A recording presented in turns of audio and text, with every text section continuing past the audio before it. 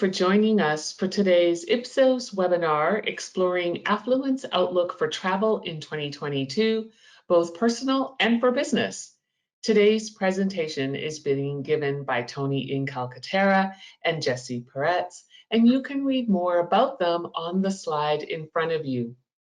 So now, without further ado, it is my pleasure to introduce today's first speaker, Tony Incalcatera, SVP with Ipsos's audience measurement team. Tony, you have the floor. Hello, everybody. Thank you for joining us today as we talk about one of my favorite subjects, which is all about travel. So my colleague Jesse and I are going to take you through quite a bit of information, and let's get on with the show. Whoops.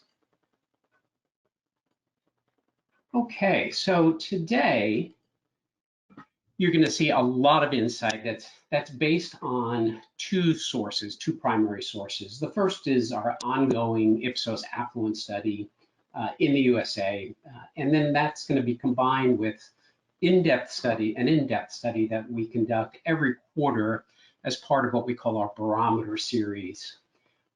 These studies are deep dives into specific topics. And this one happens to be very, very fresh since we just finished fielding it last Monday, a week ago. So the results are all relatively new. We're part of a 49-country global effort to measure and look at affluence, to understand who they are, what they buy, what they use, how they think, and then ultimately, how you can most effectively reach these people and speak to them in the most pervasive way or persuasive way.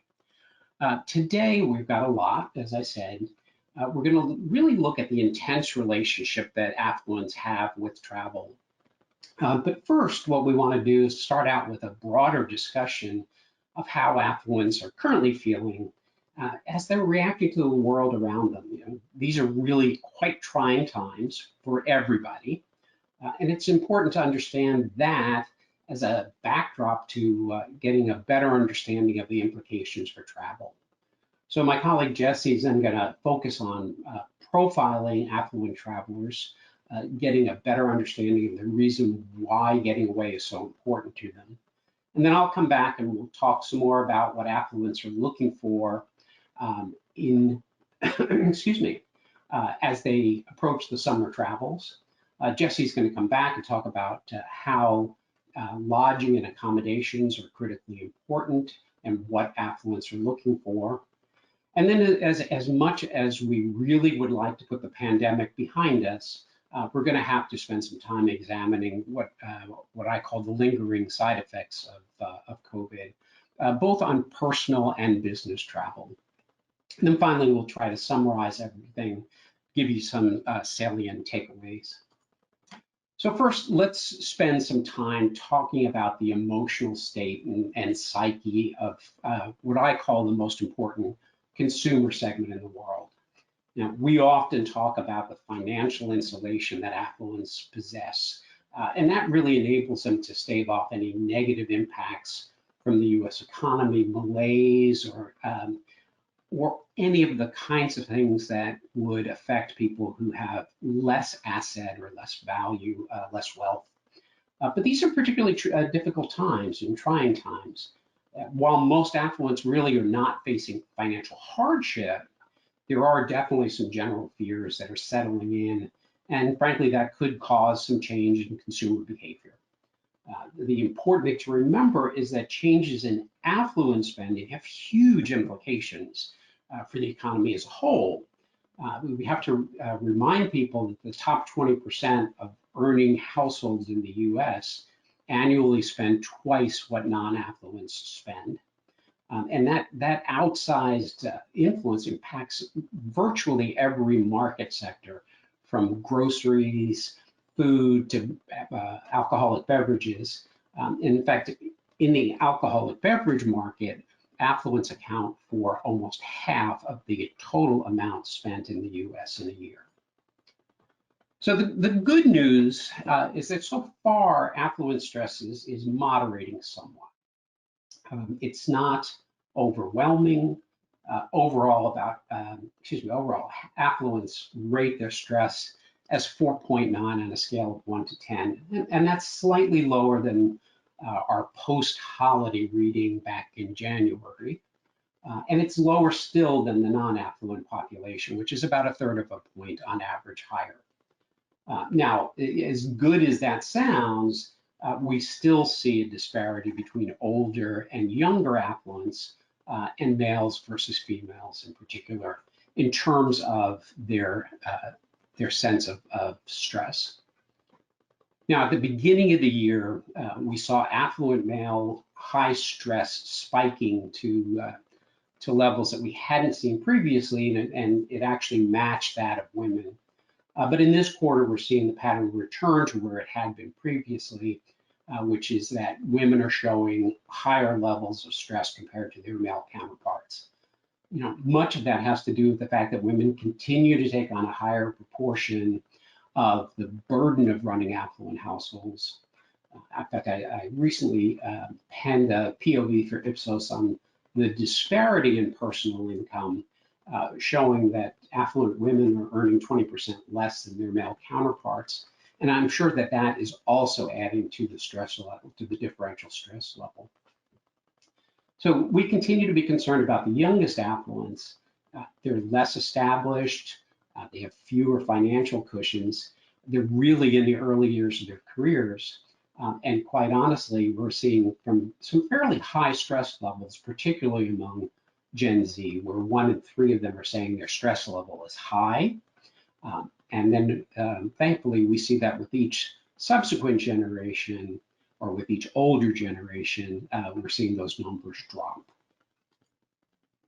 Now, the primary causes of stress continue to be the pandemic and mounting pressures at work. These are themes that we've been seeing for quite some time. But frankly, the war in Ukraine is starting to show up among affluent concerns. We're going to talk a little bit more about that in a few minutes in a little bit more detail. But we also wanted to, focus on the fact that gas prices and other economic factors resulting from high inflation, global economic turmoil, supply chain issues, they're really all contributing to affluent stress. And again, as much as we wish COVID was behind us, affluents are still seeing increased cases, and they're often experiencing it themselves, again, layering more stress into their lives. Now, in the beginning of the year, we asked affluents what they felt were the 3 most important issues facing the country. At that time, we were seeing new COVID variants, a huge spike in cases, and that caused the pandemic to rise again to the top to be the single most important issue after a drop to second place in the 4th quarter of 2021. In addition to COVID, affluents were on edge about the economy, healthcare in general, and the continued political polarization of the country. But what a difference 3 months makes. Of course, the big story is rising inflation, which catapulted that concern from the 5th most important issue in Q1 to the #1 issue that affluents feel are facing America today. Despite increases in COVID cases, there's been a sharp decrease in the percentage of affluents rating this as their top concern. Other than inflation and the economy, the rest of the other 23 areas of concern that we measure were really in the single digits, the low single digits. And that really says to us that there aren't a great number of issues that pull together affluents where they coalesce around an issue. It should be noted that this survey was in field when news of the Supreme Court memo that was leaked came out.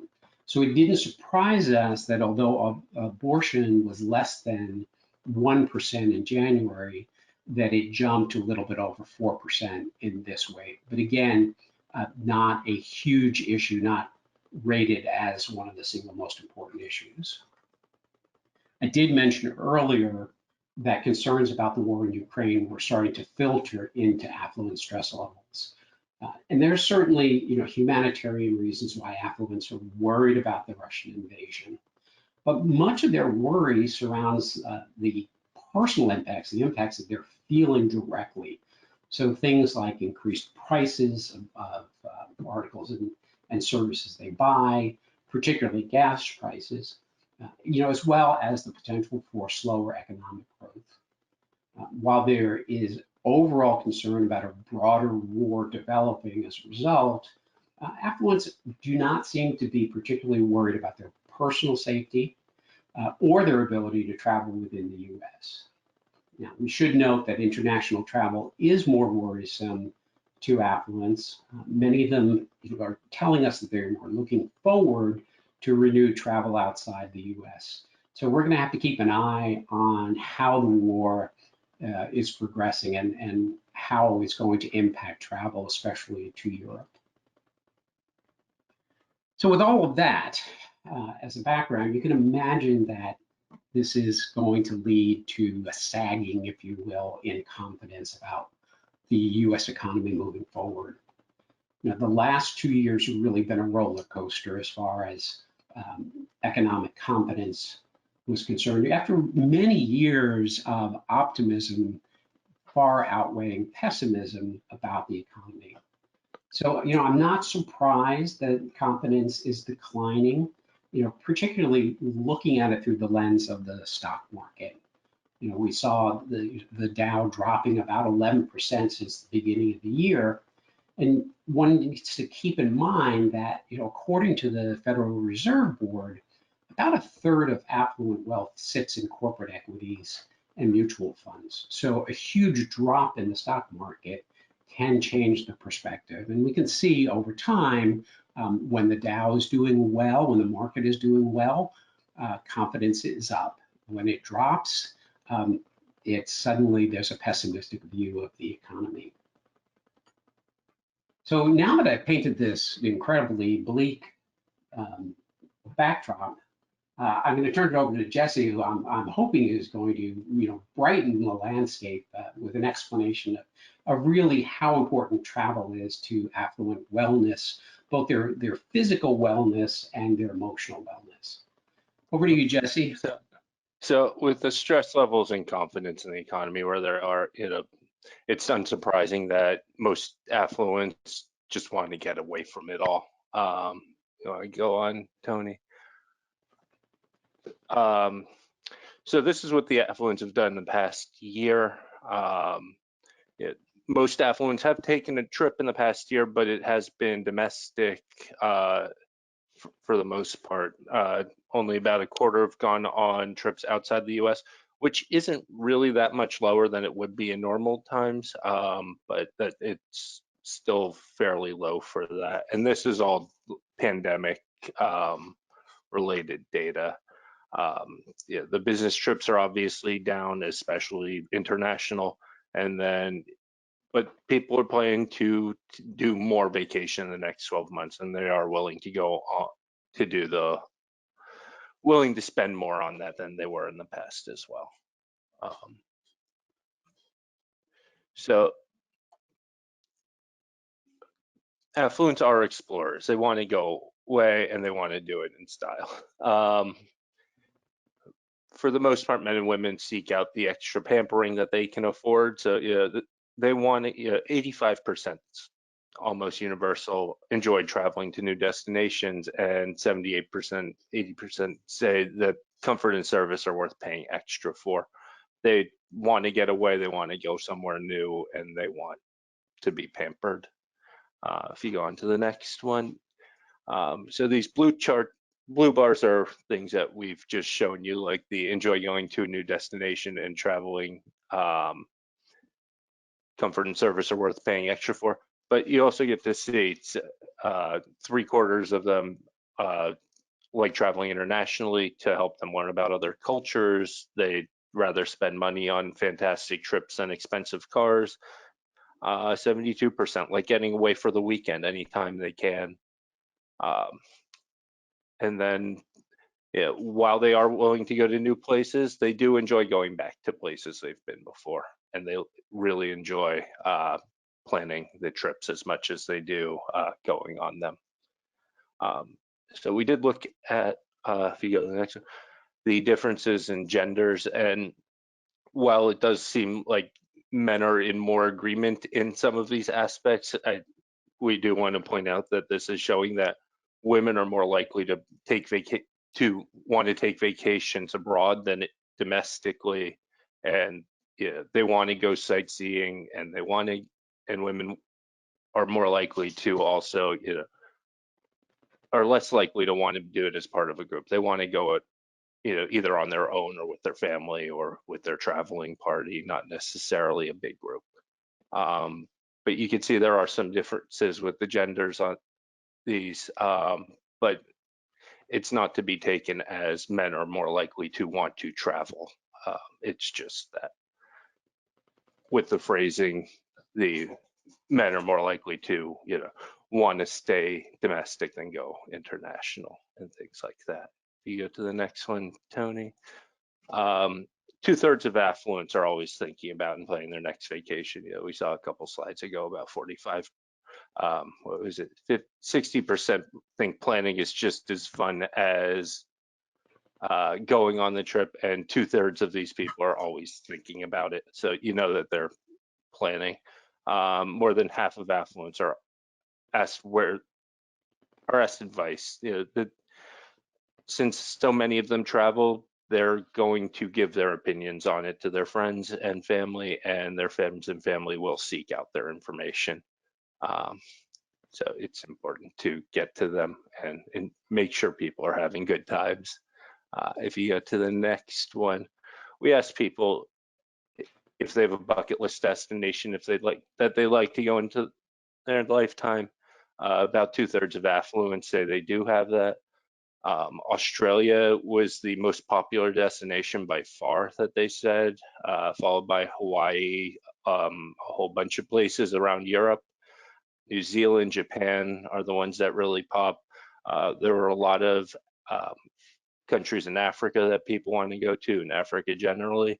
And while I have some bad news for the people who said they want to go to Yugoslavia or Czechoslovakia one day, we did have some more forward-thinking affluent travelers who said they wanted to go to space or to the moon, which are increasingly becoming possible for them to do or to see as a achievable destination to go to.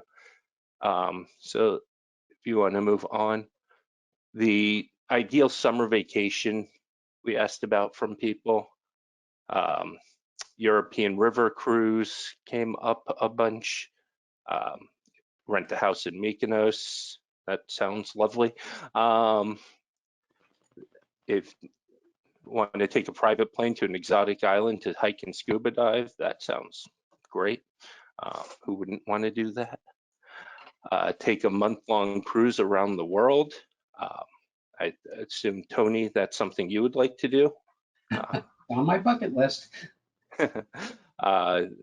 Backpack through Europe came up a bunch, and stay at a cottage on a lake or in the woods for a month or longer. People just want to unplug sometimes. And if you go to the next one, you'll see when we ask people what their motivators are for travel, what experiences they're looking for. This kind of broke down in 3 tiers. The top 3, relaxing, eating great food, having new experiences, those are universally agreed upon. Whether or not the importance was there, nobody said that it wasn't important to do those things while on vacation. The next one, with connecting with my family, adventure, learning across cultures and culture. These are a little more, not quite niche, but they're things that you have to do. You want, if you're traveling to connect with your family lives somewhere else. Some people don't live that far away from them.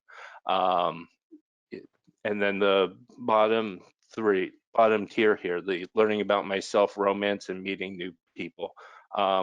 Interestingly, with the romance, men were almost twice as likely as women to say that romance is extremely important.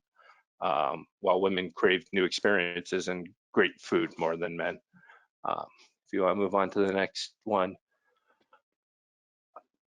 Parents have taken a big hit in the pandemic, and they are much more likely to want to get away than non-parents are. They're in need of a good vacation, and in a lot of areas, they're 2 or 3 times as likely as non-parents to have agreed that these were important to them when traveling. Connecting with my family for people who haven't seen their grandparents, who haven't been able to take their kids to see their grandparents in 2 years or more. And then you can see that romance number is huge among the people with kids at home, as they've been stuck with their kids in their house for 2.5 years now. Meeting new people is important, culture, adventure. But yeah, there's a couple of those spots where it's really the connecting and getting to spend time with your family in a setting that's not home is important to them. If you want to go to the next one. Affluents want to get away. The need for staycations aren't there, as so many affluents have been working from home for so long. It's not even a staycation if you're home anymore. So 84% are saying they want to get away now. They want to go somewhere new. They want to take a long time. That people need a break, and they want to get away from it all, and they want to do it to relax. If you go to the next slide. These are questions that we ask kind of every time we do these travel barometers, asking people if they want more time or more money, if they want extra vacation or extra salary, if they'd rather have a watch or jewelry worth $5,000 or a vacation. It's generally a gauge of what's more important to people. So in 2018, 54% of the affluents were optimistic about the US economy moving forward, and with less than 20% being pessimistic. Now optimism's dropped a bit to 41%, and pessimism is almost at that same level at 37%. So it's not surprising that this change has occurred. We're seeing now that that in 2018, 65% of people want more time, and now that dropped to people saying they would rather have the money. The wanting more vacation has dropped in place of salary, and that number of watches and jewelry versus vacation, you can see it stayed pretty stable there. But what we're really seeing is that with 2 years of working from home, the salary isn't more important. People are saving time on their commute, so it's not, you get a few more hours a day with your family as opposed to being in your car or on the subway by yourself. The money's going to go a lot farther, and that also might have to do a little bit with the inflation worries that we're seeing. If you can go on to the next one, Tony. So what we're seeing here is that the younger employees and women are more likely to say they prefer more money than more time, with the older generation saying they'd prefer more time, and men as well. If you want to go to the next one, so we do run this survey against non-affluents as well. So you can see that while they're similar, the affluents are more likely to want to do things for the experience than just to get away. They are more willing to do touristy things when they go on vacation, and they're much more generous with their spending, which when you come into it having more money to begin with will make sense. But that's still the 58% of non-affluents willing to splurge is nothing to sneeze at. If you want to move on So when do people travel? 60% of affluents say they do most of their travel during the summer, but that means 40% of travel is done in the spring, fall, and winter.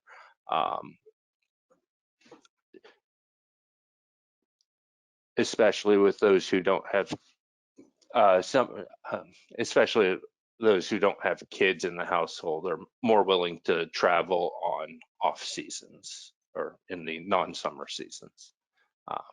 So now Tony will take it back and tell you about Affluent summer travel plans. So thanks, Jesse. The astrological, I don't know why I'm having so much trouble with that word today.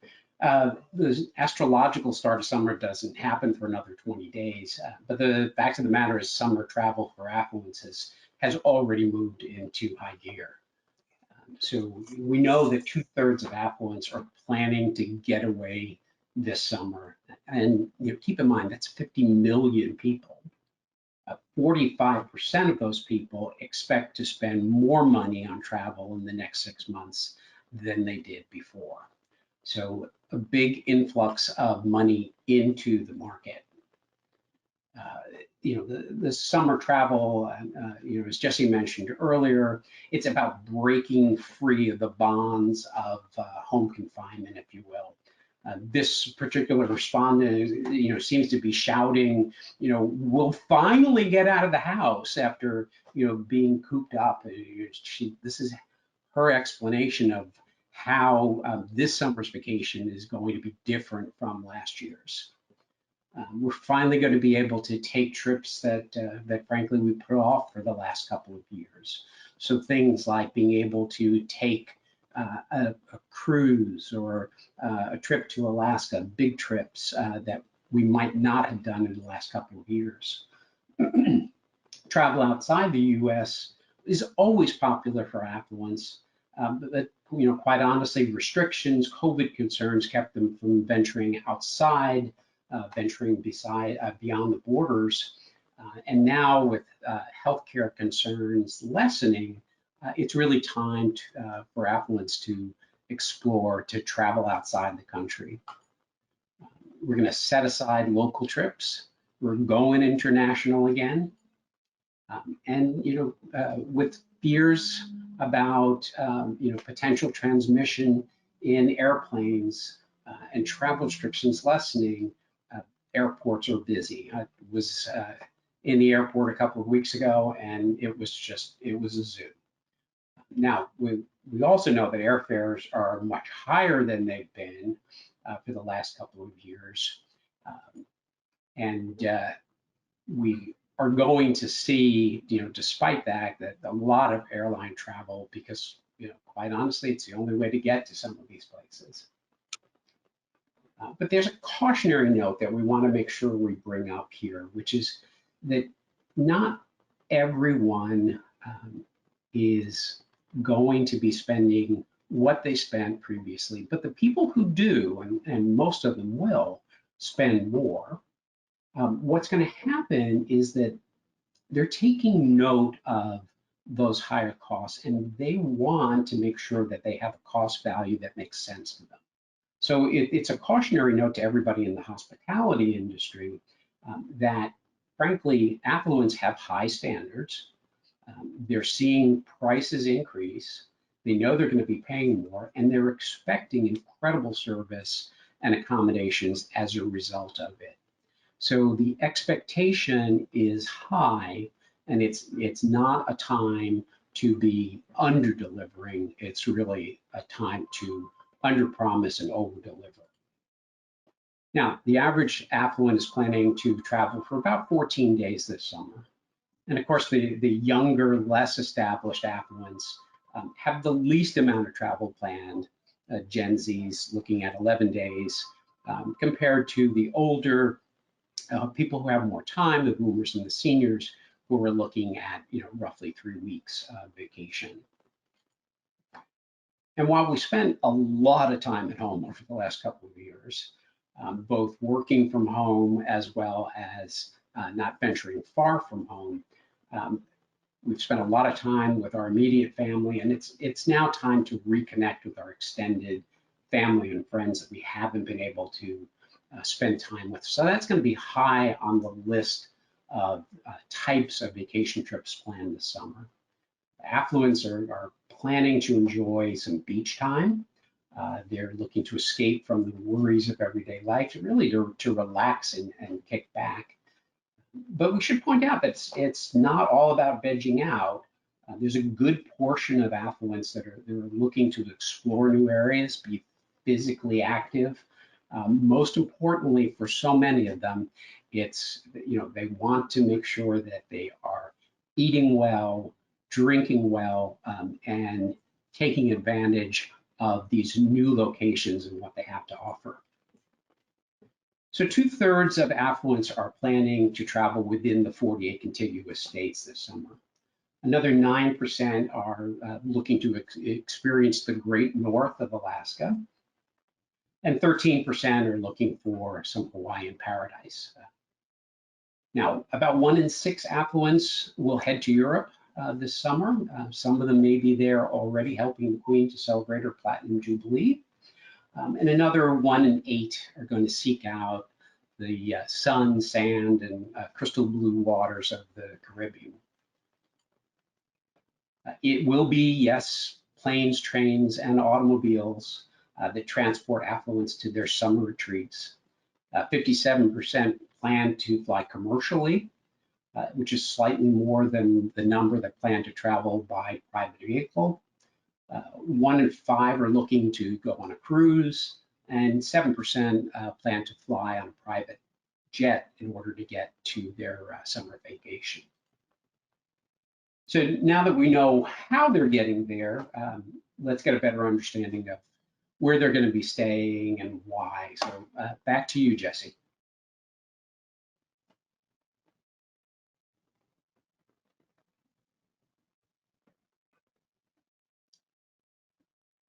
I'm not sure where Jesse is, but in any case, I will pick up. Oh, Jesse there he is on. So we asked affluents about their hotels and accommodations and what considerations they have when choosing them. With this chart, the blue section is the important considerations, and the green are the things they like, but not necessarily deciding factors. So for most things that we asked about, you're getting about 80 to 90+% agreement on both of those. But really, it's the convenience, location of where the accommodations are, and complimentary Wi-Fi, which are the biggest factors in where people want to stay. They also like the cleaning sanitation policies, which certainly became much more of a factor during COVID. If you want to go to the next one, these are some more factors in the accommodations that we asked about. Again, you can see most of these have somewhere over 80% agreement that it's at least a factor they enjoy or appreciate. Interestingly, that child-friendly was only really an important consideration among about half of parents, because for older kids, it's not really that much of a factor, and then for younger kids, it's just going to really depend on the age of the kids whether or not that's important to them. But things like having a view and the rewards program and the reputation are very important to people still. If you want to move on. So we asked people if they'd rather stay at a hotel or Airbnbs, rental homes, VRBOs, what have you, when they 72% say they prefer to stay in a hotel. That's not all that surprising, but we did ask them why. And when we asked people why they prefer the hotels, it's amenities, it's services, it's trust, it's cleaning. They have rewards programs. We're just seeing all of those kinds of reasons in here. When you go to the why people want the rental homes or Airbnbs, they're really saying that it's more comfortable, that it feels like a home, that they get more space, that they can cook themselves. It's good for meals, it's good for families to bring people together. So it's really just a matter of what they're looking for with their travel. And, for a lot of people, it's for about a quarter of the people, it's about, having that space and meals and food and stuff. If you want to go to the next one, the value and consistency are the important things to affluence in their accommodations, much more so than luxury and variety. In the chart on the left, you can see that people are much more likely to want a good value than to be in a luxury or high-end accommodations. While on the right, they're more likely to want to stay at the same brand of hotel to maximize the rewards and loyalty points. And these are connected, because the people who are going to stay at hotels to maximize their points are going to get better values on those luxury and high-end hotels. When you use the rewards and loyalty points, you're going to know what you're getting into when you stay at a hotel, and that's worth it to people. It's not that they want to stay at the same hotel brand every time, but having an expectation and having it met by them is worth it to them. So if you want to move on to the impacts of COVID. So yeah, I mean, I think I can safely say that we're all really tired of hearing about COVID. As researchers, I think if we have to ask one more question about COVID, our heads are going to explode. But that said, if we could truly move on, we would. But unfortunately, the reality is that there are still lingering impacts from the pandemic that are affecting all sorts of different areas of affluent life, but particularly as it relates to travel. So post-COVID, one of the things that we're seeing, and I put post in quotations, that's my hopeful post-COVID. One of the things that we're seeing is that there's a shift in the types of destinations that people want to take or want to go to. The majority of affluents are telling us that since the pandemic, they're more likely to choose a vacation destination that's less crowded. They're often waiting longer to finalize travel plans. So they're monitoring the health situation. They're making last-minute changes depending on what's happening, and they are more likely to also visit places that have strong COVID-related restrictions. Now, we're also seeing some increases in the likelihood of utilizing travel insurance. Again, given everything that's happened, how long this will last is anybody's guess at this point. But we certainly have seen some changes in the overall pattern. Millennials and Gen Zs, who really have the least amount of time to travel, these are also the people who are most likely to be thinking about these health-related aspects to travel. So flipping over to away from vacations to the business travel side of things, we wanted to take a look. We've been tracking the return to business travel for some time now, because it's been a big part of working affluents' lives in the past. 2/3 of working affluents regularly traveled for business prior to the pandemic, before their wings were clipped. On the bright side, about 4 in 10 companies that those affluents work for are back to traveling at pre-pandemic levels. And an almost equal number are traveling on a limited basis, but they are doing some travel.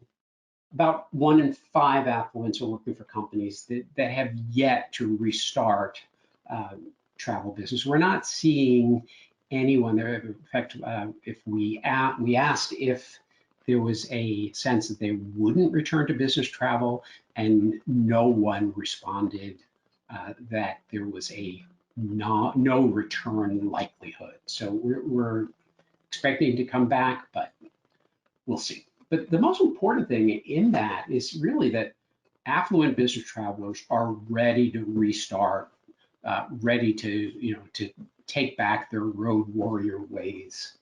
61% of them are saying they're already comfortable traveling for work now. Another 1 in 4 saying, within the next 6 months, they're going to be ready. And there are very few affluent travelers or business travelers who remain what I call long-term hesitant, who are thinking that it's going to take a while before they're comfortable traveling for business again.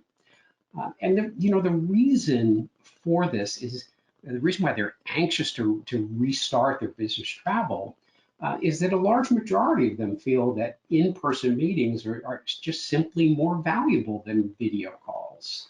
But that said, an equal number realize that even after restarting face-to-face business meetings, that the shift towards virtual meetings is permanent.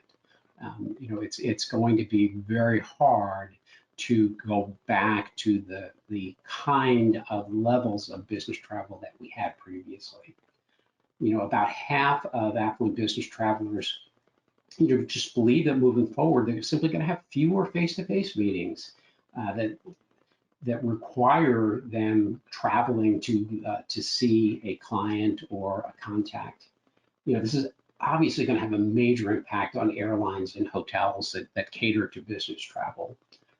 Now, I do think it's interesting that the younger affluents, the people who are less established in their careers, are the ones who are most likely to say that those in-person meetings are more valuable than video calls. Despite the fact that these younger folks are the more technologically savvy or technologically oriented, they're also at a stage in their careers where they're just beginning to build their networks. And they may be finding that it's harder to establish strong bonds with their clients or with colleagues without the benefit of meeting in person. So as they continue in their careers, it will be interesting to see if they maintain that belief that in-person meetings are just more valuable. So it is entirely possible that we will see further change down the road. Now, just for a little bit of fun, we asked business travelers about how they dress when they travel for business versus vacation. And yes, while they travel for vacation, they're more likely to dress comfortably. I'm a little concerned about the 8% that tell us they wear pajamas to travel for business and vacation. But I think this says more about the discomfort of travel in general than the belief that we are changing our physical appearance for business travel. It's really more the bottom line really comes down to we shouldn't expect to see well-dressed people coming down the aisles of the airplane the next time we're on a flight. So, as always, we pack a lot of information into these webinars. So I'm going to try to give you some succinct sound bites and takeaways. Really the first thing and probably the most critical element is that the mood of affluence is turning slightly darker. And that's not surprising given the pressures and concerns that are coming from both within the country in terms of the economy and then outside our borders. It's something that marketers really need to stay vigilant about. Remember, this is the group of consumers that controls almost 4 in every $10 spent in the US. They control more than 70% of the total net worth. So we're going to continue to monitor the impact that the darker mood or outlook may have, but for marketers, messages of reassurance are going to go a long way in keeping affluence spending strong. I think it's important from that perspective, both in terms of the approach and the message. We also know that summer is going to be travel with a vengeance. As affluents are looking to break away, after being cooped up for long periods of time at home, they're seeking comfort and rejuvenation. They want to reconnect with family and friends. So they're really looking at this as summer solace, not just summer solstice. They want to explore new destinations. They want to experience the things that really have been denied to them throughout the pandemic. So summer travel with a vengeance is really the mantra that we expect to see. Now, the good news for the hospitality industry is that business travel is coming back, but it's not necessarily going to come back at pre-pandemic levels. Affluent workers see the value of in-person meetings. They're comfortable with doing so now. We need to do as much as possible to make sure that that is happening. And the reality is that video calls are not going to go away, but it's time, and affluents recognize that it's time to get back into the more personal connections that frankly we all miss. That is probably our strongest way of doing business. And then lastly, it's critical to remember that travel experiences are really the elixir that makes all of the other things that happen in affluents' lives seem less harmful. It is that opportunity to experience the things that make us happy. And as such, we know that most affluents they're always thinking about their next adventure. They're always planning their next vacation. Half of them probably have a suitcase that's half packed already. Travel is always going to be high on the list of priorities. And thankfully, due to the fact that they have money, they can afford that remedy. Affluents, as I've said before, outspend non-affluents, and in airline fares and hotels, they outspend non-affluents 4 to 1. It's a huge, huge portion of the money that comes into the travel industry. So monitoring what happens on the affluent side is going to be critical to understanding the health of the travel industry moving forward. So on behalf of Jesse and myself and everyone at Ipsos, we really want to thank you all again for joining us today. We hope that we've brought you some great insight into just how important travel is to affluents, as well as the importance of affluents to the travel industry. So enjoy the rest of your day, and thank you again. Thank you.